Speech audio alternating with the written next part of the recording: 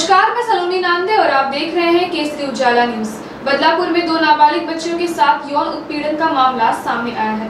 इसके बाद शहर की जनता ने अपना आक्रोश दिखाकर पूरे शहर में तोड़फोड़ कर दी है। इस मामले में महाराष्ट्र के उप मुख्यमंत्री देवेंद्र फडणवीस ने कहा कि बदलापुर में हुई दुर्भाग्यपूर्ण घटना की जाँच के लिए पुलिस महानिरीक्षक स्तर की वरिष्ठ IPS अधिकारी आरती सिंह को तुरंत नियुक्त किया गया है। तुरंत आरोप पत्र दाखिल कर मामले को फास्ट ट्रैक कोर्ट में चलाया जाएगा। उन्होंने कहा कि ऐसे हत्यारों को शीघ्र सजा मिलनी चाहिए और राज्य सरकार, पुलिस विभाग इसके लिए निरंतर प्रयास कर रही है। बदलापूरला जी घटना झालेली आहे ती अतिशय दुर्दैवी अशा प्रकारची घटना आहे। शाळेतल्या 2 अतिशय लहान मुलींना त्या ठिकाणचा सफाई करता ठेवलेला जो कर्मचारी आहे त्यांनी ज्या प्रकारे अत्याचार केलेला आहे हे अत्यंत निंदनीय आणि मन हिलावून टाकणारी अशा प्रकारची घटना आहे। या घटनेचा एक मोठा उद्रेक देखील जनतेमध्ये आपल्याला पाहायला मिळतो आहे। या संदर्भात माननीय मुख्यमंत्र्यांनी देखील याची दखल घेतलेली आहे।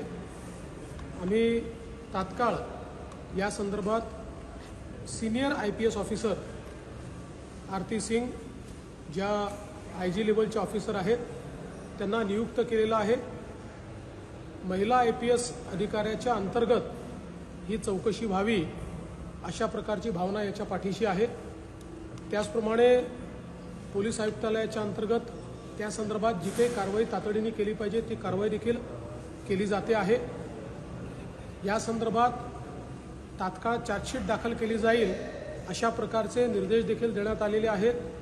फास्ट ट्रॅक कोर्टाची निर्मिती करण्याचा प्रस्ताव देखील हा मागवण्यात आलेला आहे आणि कुठल्याही परिस्थितीमध्ये अशा नराधमांना त्या ठिकाणी तात्काळ शिक्षा व्हावी अशा प्रकारचा प्रयत्न हा राज्य सरकारचा आणि पोलीस विभागाचा असेल। त्या दृष्टीने जी कारवाई करणं आवश्यक आहे त्या सर्व कारवाईची सुरुवात ही अतिशय वेगाने करण्यात आलेली आहे। सर, जो मॉब आलेला आहे तो स्वयंस्फूर्तीने आलेला आहे का? कारण त्याला नेतृत्व कुणाचंच नाही, ते अचानकपणे येऊन रेल्वे ट्रॅकवर उतरले। मग आता हा मॉब जो आलेला आहे हा स्वयंस्फूर्तीने आला किंवा कसा आला याच्यावर कमेंट करणं हे मला योग्य वाटत नाही। उद्रेक भावनांचा असू शकतो, पण त्या ठिकाणी जी काही मागणी होते की तात्काळ फाशी द्या, तर मला असं वाटतं की कायद्यानुसार जे अत्यंत तातडीनं आपल्याला करता येईल ते करण्याचा प्रयत्न राज्य सरकारच्या वतीनं केला जातो आहे।